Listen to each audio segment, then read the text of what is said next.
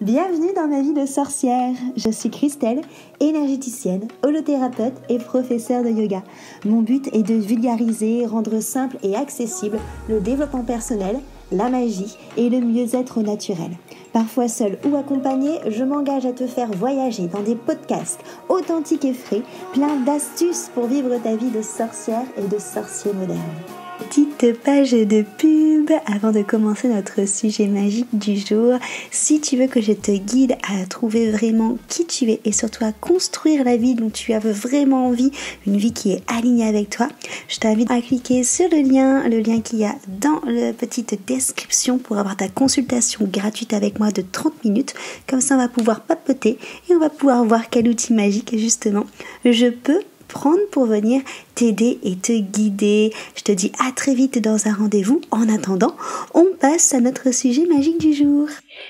Bonjour à tous, je suis Christelle de ma vie de sorcière et j'ai le plaisir aujourd'hui d'accueillir Amina autour de mon chaudron magique. Salut Amina. Salut Christelle. Donc vous commencez à la connaître pour ceux qui suivent ma vie de sorcière depuis plusieurs saisons. Elle était venue dans la saison 1 pour parler de sa relation avec son mari qui était pervers narcissique. On l'avait ensuite retrouvée dans la saison 3 pour justement parler de tout ce qui était énergétique et religion, plus précisément la religion musulmane. Et on t'avait aussi retrouvé toujours dans la saison 3 pour comment est-ce qu'on fait lorsqu'on a des enfants et comment est-ce qu'on éduque ces enfants qui ont eu un modèle de père, du coup PN, donc pervers narcissique. Et donc là, on se retrouve dans la saison 4. Tu fais pratiquement une apparition dans chaque saison. Donc, vous avez déjà envie de suivre au final un peu son avancée depuis le moment où elle s'est rendue compte qu'elle vivait une relation avec un PN jusqu'à aujourd'hui. Je vous invite vraiment à aller réécouter ses interventions dans les saisons précédentes. Aujourd'hui, du coup, on va parler de justement comment est-ce que tu as fait pour te reconstruire après avoir vécu une relation longue avec un PN. Comment est-ce que tu as réussi justement à sortir de ça et de pas en voir partout? Alors on va tourner autour de ça pour justement que tu partages ton expérience. Encore une fois, voilà, c'est ce que tu as vécu aux personnes qui sont peut-être actuellement dans une relation comme ça ou qui en sortent, pour leur donner un peu d'espoir, j'ai envie de dire, comme quoi voilà, on ne reste pas toujours collé à ce type de personnes et qu'on peut voir autre chose. Donc déjà, avant de parler de reconstruction, la première question que j'ai envie de te poser, c'est comment est-ce que tu as fait pour pardonner à ton PN, donc à ton pervers narcissique, et plus précisément, comment est-ce que tu as auto-accepté que tu avais été manipulée? Alors, ça a été un long processus et parfois on a et c'est jamais fini en fait, parce que des fois on a des petits relents, on se dit quand même des petits événements, des petites où la blessure se rouvre et là tu te dis tu reculpabilises un peu, après tu te dis mais non, tu passes vite à autre chose. En fait, le truc très très important, et ça je l'ai dit lors des podcasts précédents, c'est de reconstruire son estime de soi. Ouais, carrément. Ça, c'est la condition sine qua non pour aller mieux, pour pardonner et surtout pour se pardonner d'avoir été manipulé.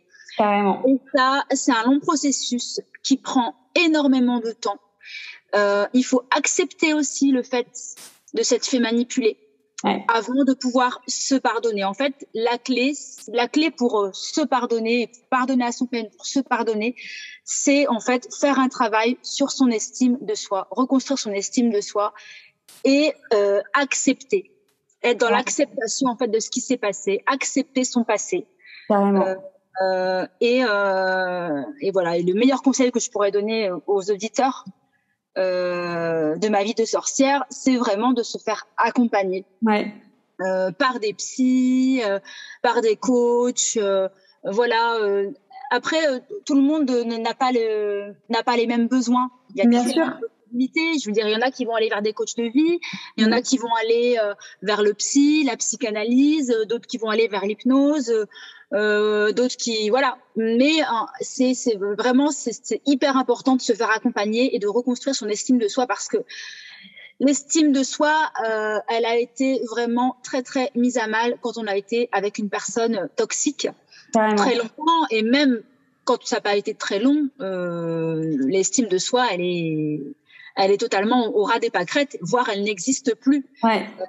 Et en plus de ça, on sait très bien que les personnes qui laissent entrer des personnes toxiques dans leur vie, parce qu'on les laisse entrer, quelque part. Bien sûr. C'est surtout parce qu'en fait, on a une estime de soi basse. Bien sûr. Et qu'on est dans le côté un peu sauveur, le côté on veut aider, et on pense pas à soi. Et vraiment, c'est reconstruire son estime, penser à soi et se faire accompagner énormément par tous les outils possibles et qui nous conviennent, quoi. Et après, on peut faire plusieurs essais, mais plusieurs essais sur différents types d'outils. Et un jour, on tombe sur les outils qui nous conviennent, en fait. Carrément. C'est vrai que c'est ce que je dis souvent aux filles que je coach qui sont passées par des situations comme toi et moi on a eu avec des pervers narcissiques. Et clairement, l'estime de soi, elle est hyper importante parce que de base, c'est une faille qui fait qu'on a décidé, parce qu'encore une fois, moi je suis beaucoup sur la responsabilisation, donc on a décidé inconsciemment, bien sûr, mais de faire entrer cette personne-là parce qu'on n'avait pas d'amour de soi, parce qu'on n'avait pas de confiance en soi et parce qu'on était dans un sauveur, parce que c'était le rôle qui nous faisait prendre conscience, croire plutôt, je dirais, qu'on existait, alors qu'en fait on existe, on est autre chose qu'un sauveur. Donc c'est hyper important en effet de travailler là-dessus, de se faire accompagner, parce que forcément quand on va chercher les choses comme ça, c'est toujours aussi ce que je dis en accompagnement, c'est qu'il y a, et c'est normal, le mental et l'ego qui sont là pour protéger, parce que ça reste des blessures béantes. Donc tout seul, on n'ira pas voir au fin fond de la blessure. Sauf qu'il faut avoir quelqu'un qui est là et qui garde la lumière allumée pour pouvoir aller dans le fin fond et transformer les choses. Et comme tu l'as dit, c'est vraiment une notion d'ego, que moi je travaille beaucoup autour de ça, parce que tu as cette notion de manque d'ego, parce que il y a ce manque d'estime de soi et le manque de confiance en soi. Mais il y a quelque part aussi un ego qui est aussi là et qui est très drôle, parce qu'il est à la fois absent, parce que il y avait cette notion de manque de confiance, mais à la fois très présent, parce que souvent aussi ce qui est dur à accepter, c'est que la personne avec qui on a été en couple, donc qui a un pervers narcissique, et au final il nous a manipulés plus qu'il nous aimait réellement, en fait. C'est ça, ouais. Et ça, notre ego, il a du mal à se dire, en fait, il n'a pas aimé, en fait, il s'est servi entre guillemets de moi, ou il m'a aimé dans son prisme à lui, mais c'est pas vraiment de l'amour. Et ça, en fait, c'est ça qui est un peu paradoxal, c'est qu'à la fois on a un manque d'ego qui fait qu'on n'a pas confiance en nous, et en même temps il y a un ego un peu du coup surdimensionné qui fait barrage en disant mais non, mais il peut pas ne pas m'avoir aimé. Et ça, c'est pareil, c'est un message de l'ego quelque part. Et ça, faut l'accepter aussi, en fait. C'est ça qui est difficile. On se sent, moi je sais que je me suis sentie extrêmement trahie. Ouais, en fait.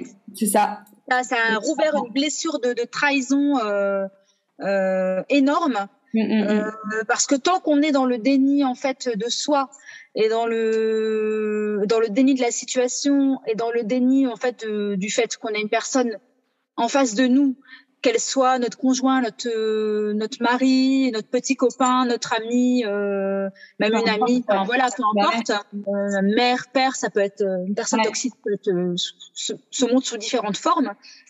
Et on se dit, mais en fait, cette personne, elle agissait comme ça avec moi, et on se souvient de choses.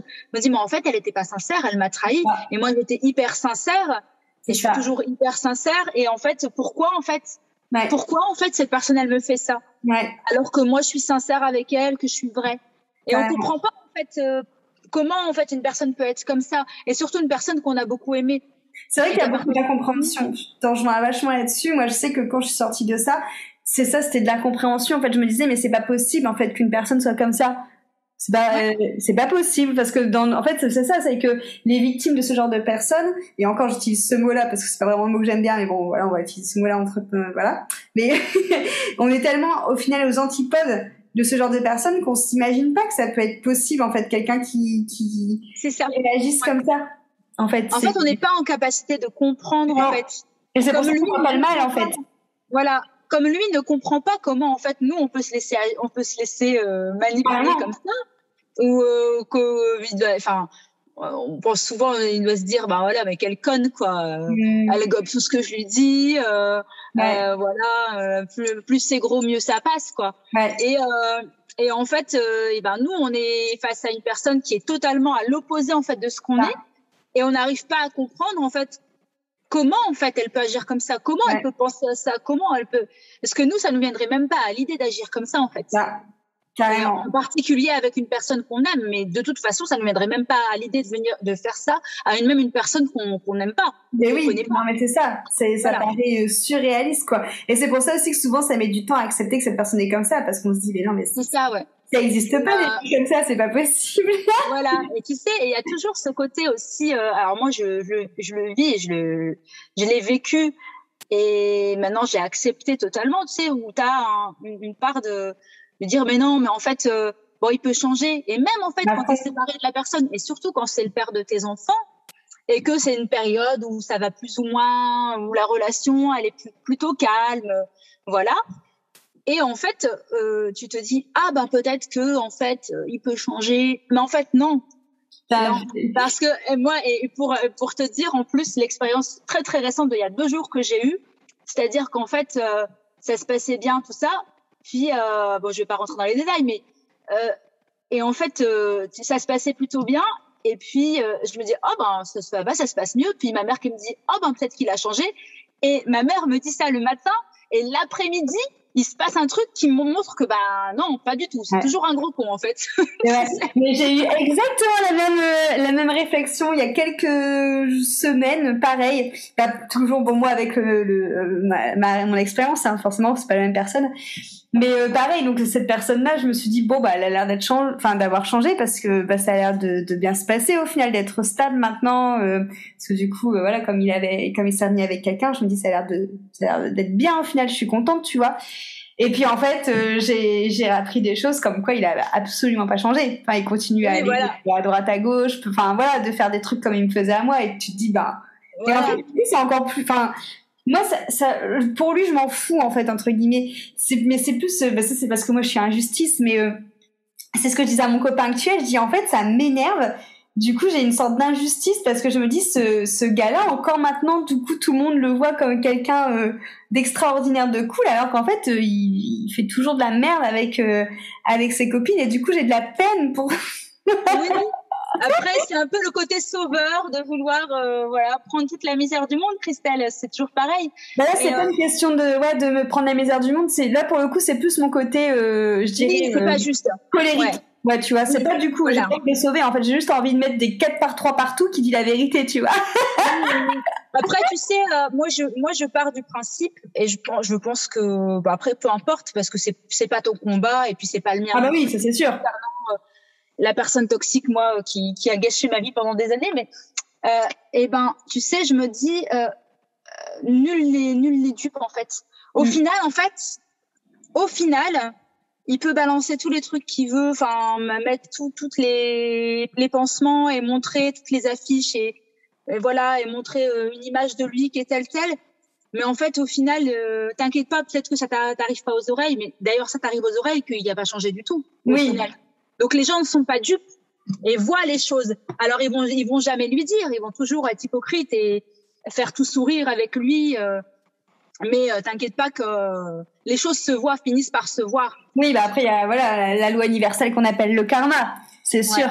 Mais même ça au final, c'est plus je pense que c'est plus un effet de me dire, mais de trouver ça ouf que des gens ne changent pas, en fait, parce que c'est vrai que moi je suis tellement dans une démarche où je suis entourée par les gens que je coach et par moi-même et tout ça, que des gens qui travaillent sur eux, qui évoluent, que je me dis mais en fait ça existe vraiment des gens qui ne changent pas. Mais en fait pour changer, j'en parlais ce matin justement par rapport au père de mes enfants, mais pour changer il faudrait pouvoir se remettre en cause, il faudrait voir le problème en fait. Ah mais oui, mais ça c'est il faudrait prendre la responsabilité en fait de la chose. Vraiment. Dire j'ai un problème, il faudrait que je change. Ouais. Mais il y a ils le font pas, et pas forcément des personnes toxiques ou ou ce qu'on peut appeler des PN, qui ne sont pas capables de se remettre en question parce qu'ils sont dans un cadre, et puis ils avancent dans le cadre, et puis peut-être qu'ils n'ont pas l'énergie pour le faire, donc ils se fourvoient totalement.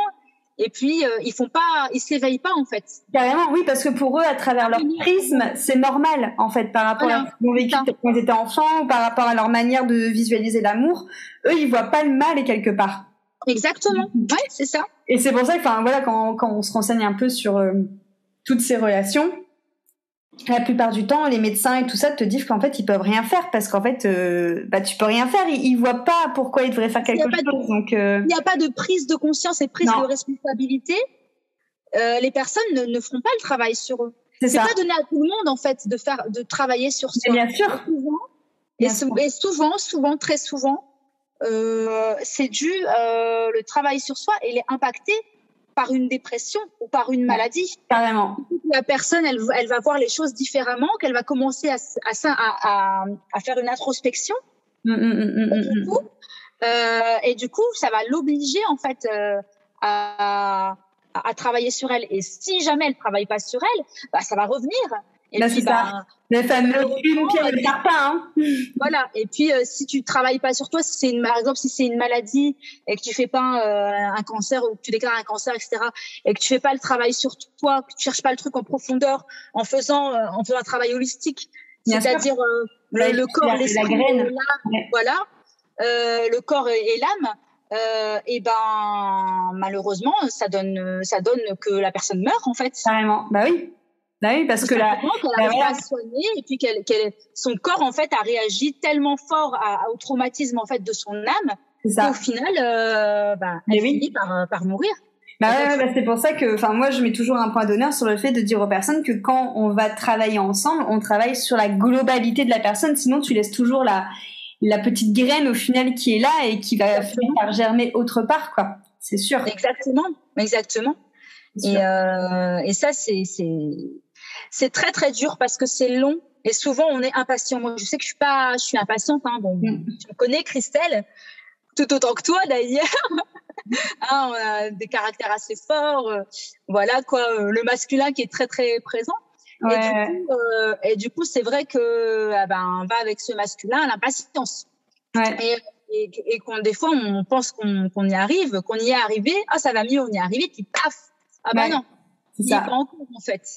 Tu vois, et ça c'est après ça demande du travail. Moi je sais que justement là maintenant il y a des trucs encore où je vais être impatiente, mais moi en fait je suis plus dans le lâcher prise. Mais après je pense que ça dépend aussi beaucoup du rythme de vie, tu vois. Moi je sais que depuis que je travaille au final chez moi à mon compte et tout, il y a tout qui est beaucoup plus slow.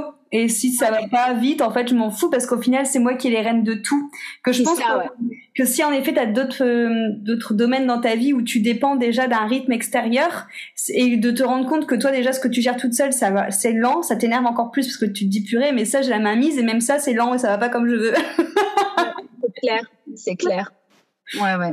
Et j'allais rebondir sur un truc que je m'en souviens plus, ça va revenir après. Ah oui, je vais rebondir sur le fait justement que eux en effet ne travaillent pas sur eux parce qu'ils ne s'en rendent pas compte. C'est pour ça qu'on dit souvent que quand on est face à ce genre de personnes, la seule solution du coup c'est de fuir. C'est de fuir, exactement. Ça, c'est clair et justement, en parlant du coup, quand on est face à un pervers narcissique, comment t'as fait toi pour te sentir assez forte pour remettre justement cette personne à sa place? Parce que du coup, comme c'est le père de tes enfants, t'as toujours des liens avec.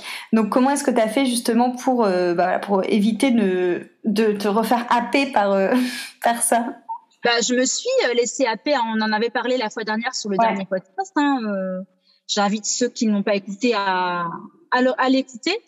Je te fais un peu de pub en même temps, Christelle. Ouais, c'est bien. Non, mais en fait, on va dire que la vie te ramène toujours les choses. C'est-à-dire que tu vas faire l'effort de remettre les choses dans un cadre, etc.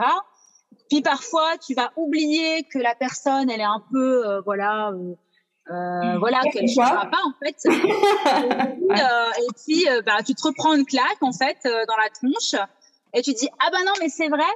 Et puis après, et puis tu te reprends et après tu remets le cadre et puis après t'être pris 2-3 claques dans la tronche, tu dis c'est bon, j'ai compris.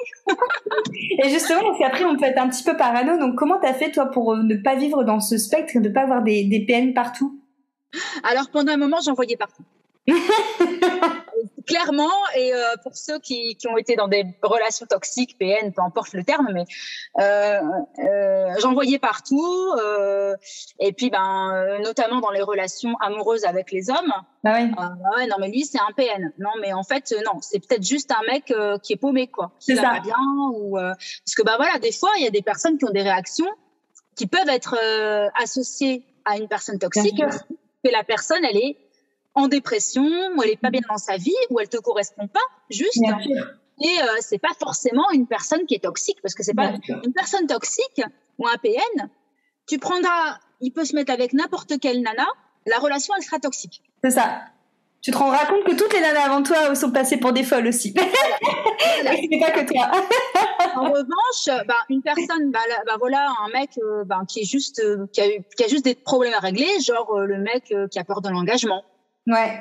Ou le mec qui a vécu une histoire d'amour très très compliquée, ou le needy, le mec dépendant affectif. Ouais. Voilà, il y a et en fait ces personnes-là peuvent avoir des réactions disproportionnées ou manipulées ou etc.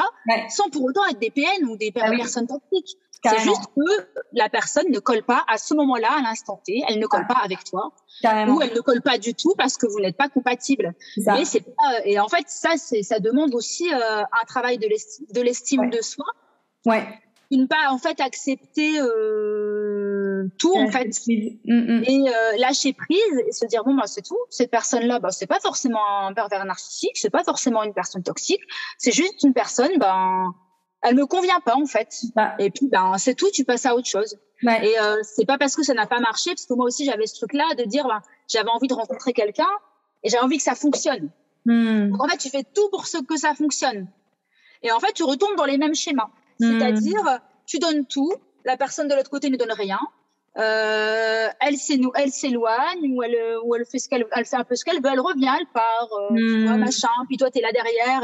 Mais t'as pas besoin en fait d'une autre personne pour être complète. Bah oui, non mais c'est sûr. Tu travailles sur ton estime de soi. T'as besoin de personne pour être complète. La personne en fait, ça doit être un plus. Ouais. Ta vie. En fait. C'est ça, la cerise sur le gâteau, comme je dis toujours. Faut d'abord que tu sois toi-même ton propre gâteau, tu construis ton gâteau, tu fais de la cuisine, et l'autre, il sera juste la cerise. Voilà, c'est exactement ça, en fait. Et après, parfois, c'est compliqué. En fait, quand t'as compris ça, ça va mieux. Ça veut pas dire que tes relations, que tu vas pas être moins triste si une relation, elle se termine. Bien sûr. Ça veut dire que tu vas mieux l'accepter, et voilà. Tu vas mieux l'accepter et tu vas te respecter, en fait, dans les relations. Carrément. Et après, voilà, ça revient aussi le côté, comme tu disais, que il y a aussi ce côté de travailler sur soi au niveau du lâcher prise, dans le sens où après, quand on sort d'une relation comme ça et qu'on commence à travailler sur soi, on est impatient et du coup, c'est là où on a tendance à vouloir en effet donner tout pour construire, pour avancer et que ça fonctionne pas forcément. Et c'est là, du coup, où on se dit, mais pourquoi, ou bref, on peut se morfondre. Bien comprendre que c'est deux choses différentes et que moi, c'est un truc que je dis souvent, c'est que le connard de l'un n'est pas forcément le connard de l'autre, dans le sens où, comme tu l'as dit, suivant la personne où elle se trouve dans ses blessures, dans ce qu'elle vit et tout, elle sera pas forcément pareille du coup avec telle ou telle personne au final. Et c'est carrément ok. Et c'est pareil aussi, c'est que il y a aussi cette notion que voir les pervers narcissiques partout, c'est au final notre peur qui parle, parce que heureusement il n'y a pas que des pervers narcissiques sur Terre, sinon ça serait triste s'il y aurait que des pervers narcissiques. Heureusement. Et c'est pour ça que quand il y a des personnes qui m'appellent des fois et qui me disent qu'elles ont été victimes d'un pervers narcissique et tout, et qu'elles m'expliquent, j'essaie toujours vraiment de prendre de la hauteur et de leur faire prendre de la hauteur en leur disant, est-ce que t'es sûr que c'était un pervers narcissique ou est-ce que c'était pas juste une personne qui a été manipulatrice, mais qui était juste pas bien en sa peau, au final, comme tu l'as dit, du coup. C'est ça. Donc c'est hyper important, en effet, de prendre de la hauteur comme ça, quoi. Et puis après, attention, manipulation. On le fait tous, hein. On le fait tous. Un enfant, il manipule déjà. Voilà. Mais bien sûr. Donc voilà. Après, à un moment donné. On met sur le compte de la manipulation, on voit que c'est quelque chose forcément de négatif. Mais non, en fait, ça fait partie de l'être humain. Mais oui. Donc ça, il faut l'accepter. Carrément. Ça fait partie de l'être humain. Après, il y a la mauvaise manipulation qui va être dans un sens où pour faire du mal à l'autre, pour obtenir en faisant du mal à l'autre. Et puis il y a le côté bienveillant où tu vas en fait essayer d'apporter à l'autre, être dans un échange, une réciprocité. Mais la manipulation, ça fait partie de la communication. Mais carrément. La manipulation, c'est tout le monde le fait à différentes doses, mais tout le monde le fait. C'est comme le fait d'être opportuniste. Tout le monde est opportuniste. À chaque fois que tu vas aller voir quelqu'un ou tu vas parler à quelqu'un, c'est parce que quelque part cette personne, elle va inconsciemment mais t'apporter quelque chose ou te nourrir et c'est carrément humain au final de faire ça. Donc c'est carrément c'est carrément juste de dire que c'est normal, mais il faut juste voir au final ce qu'il y a derrière la personne et si c'est pour faire vraiment du mal à la personne ou pas, comme tu l'as dit. Ouais. C'est pareil, j'allais rebondir sur un truc, je m'en souviens plus, ça va revenir peut-être après. Mais ouais, en tout cas, c'était hyper intéressant de remettre toutes ces choses en perspective, de se rendre compte aussi, en effet, que c'est carrément possible de passer à autre chose et de grandir et surtout de voir ça à chaque fois comme des enseignements. Exactement. C'est Nelson Mandela qui disait « Je ne perds jamais, soit je gagne, soit j'apprends ». C'est ça. Et là, c'est tout à fait ça en fait. C'est toutes les expériences en fait de ta vie que tu vas avoir, même si elles sont heureuses, douloureuses. Et souvent, c'est les malheureuses, c'est celles qui sont les douloureuses qui t'apprennent le plus de choses. Et si tu dois passer par cet état de douleur, c'est pas pour rien. C'est parce que si tu t'as que du bonheur, à un moment donné, tu ne vas pas apprendre en fait. Tu vas pas te remettre.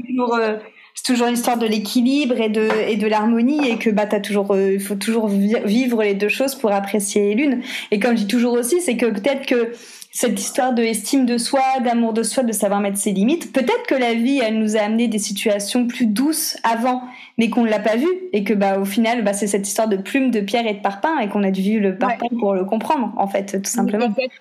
Exactement. J'ai retrouvé sur quoi je voulais rebondir, c'était sur le fait justement que j'avais lu dans un livre une phrase qui m'avait vachement interpellée sur les pervers narcissiques et les relations toxiques, qui était que aussi eux, en effet, ils avaient ce côté toxique et manipulateur avec nous, mais à quel moment nous on l'était aussi avec eux, du coup. Ah ouais, intéressant. Ouais, et ça, voilà, on terminera là-dessus, mais ça reprend sur le fait qu'au final, on manipule tous, même quand on est victime d'une relation narcissique ou d'une relation toxique en règle générale.